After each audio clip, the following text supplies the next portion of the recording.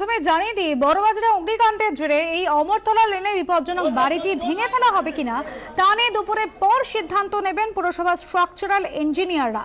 দেবারতী আমাদের প্রতিনিধি রয়েছেন আমার সঙ্গে টেলিফোন লাইনে। দেবারতী, বহুদিন ধরে এই বাড়িটি বিপজ্জনক তালিকাভুক্ত ছিল, এবার কি ব্যবস্থা নেওয়া হতে পারে?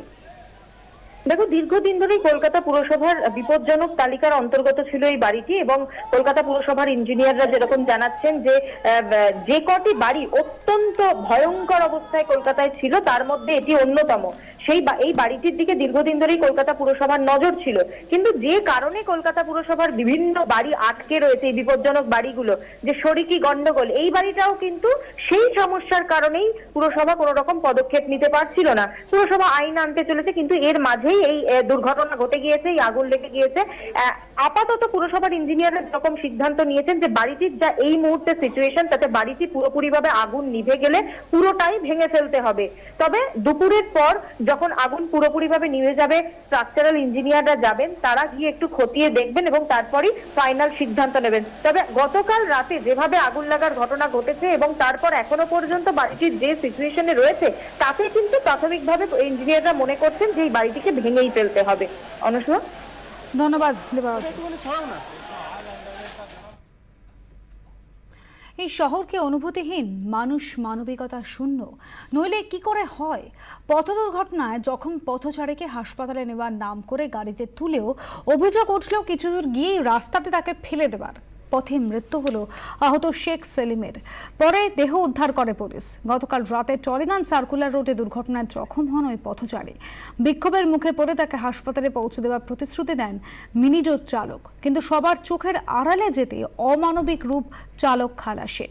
দুর্ঘটনার খবর পেয়ে বাড়ির লোকজন হন্যে হয়ে ওই চত্বরে বিভিন্ন হাসপাতালে খুঁজতে থাকে সেলিমকে। শেষ পর্যন্ত আজ সকালে একটি নর্দমার পাশে তার দেহ মিলেছে। বিক্রম দাস আমাদের প্রতিনিধি রয়েছেন আমার সঙ্গে টেলিফোন লাইনে। বিক্রম, এই শেখ সেলিমের পরিবারের যে সদস্যরা রয়েছেন তারা ঠিক কি বলছেন, কি অভিযোগ করছেন?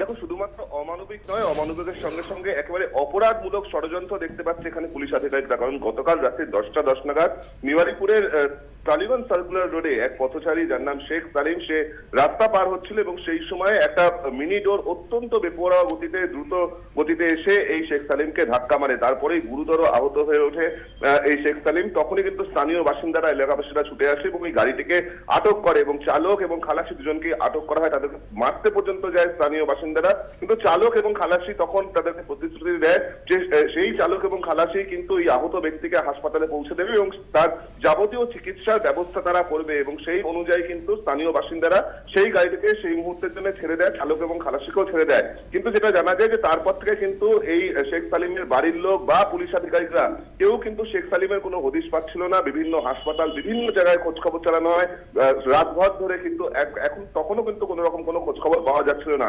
অবশেষে আজ সকালবেলা টলিগঞ্জ সার্কুলার রোডেরই একটি নর্দমার পাশে শেখ সালিমের মৃতদেহ উদ্ধার হয় এবং যেটা পুলিশ জানতে পারছে যে যেই মুহূর্তে এই খালাসি এবং চালককে ওই আহত ব্যক্তিকে দিয়ে ছাড়া হয় যাতে তাকে হাসপাতাল চিকিৎসার জন্য নিয়ে যাওয়া হয়, কিন্তু সেই চালক এবং খালাসি তারা কিন্তু কোনো রকম ভাবে চিকিৎসার জন্য তাকে হাসপাতালে নিয়ে যায়নি, বরং রাস্তার পাশে একটা নর্দমার ধারে এই আহত ব্যক্তিকে সেখানে তারা ফেলে দিয়ে চলে যায় এবং তারপরে তার মৃত্যু হয়। এবং সেক্ষেত্রে যেটা আমরা জানতে পারছি যে পুলিশ আধিকারিকরা কিন্তু এই বিষয়টাকে শুধুমাত্র নেগলিজেন্স হিসেবে দেখছে না, তারা এটাকে অপরাধ হিসেবে দেখছে এবং একটা হিনিয়াস ক্রাইম হিসেবে দেখছে, যেখানে একজন আহত ব্যক্তি যার চিকিৎসার প্রয়োজন ছিল এবং এই চালক এবং যে খালাসি তারা প্রতিশ্রুতি দিয়েছিল যে তারা এই আহতকে হাসপাতালে পৌঁছে দেবে, তার চিকিৎসা করাবে। সেক্ষেত্রে যদি তাকে হাসপাতাল বা কোথাও পৌঁছানো যেত বা নার্সিংহোমে পৌঁছানো যেত তাহলে কিন্তু তার প্রাণ বাঁচতেও পারতো, কিন্তু যেহেতু তাকে নর্দমার পাশে ফেলে দেওয়া হয় তার মৃত্যু সেখানে হয়। এবং সেই কারণেই আমরা তার পুলিশ সূত্রে জানতে পারছি যে এই অভিযুক্ত চালক এবং তার খালাসির বিরুদ্ধে এই নজিরবিহীন ঘটনার জন্য, এই নজিরবিহীন অমানবিকতা এবং অপরাধের জন্য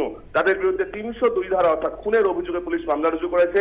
সিসিটিভি ফুটেজ খতিয়ে দেখা হচ্ছে এবং এই চালক এবং যে খালাসি তাকে শনাক্ত করার চেষ্টা করা হচ্ছে। ধন্যবাদ বিক্রম।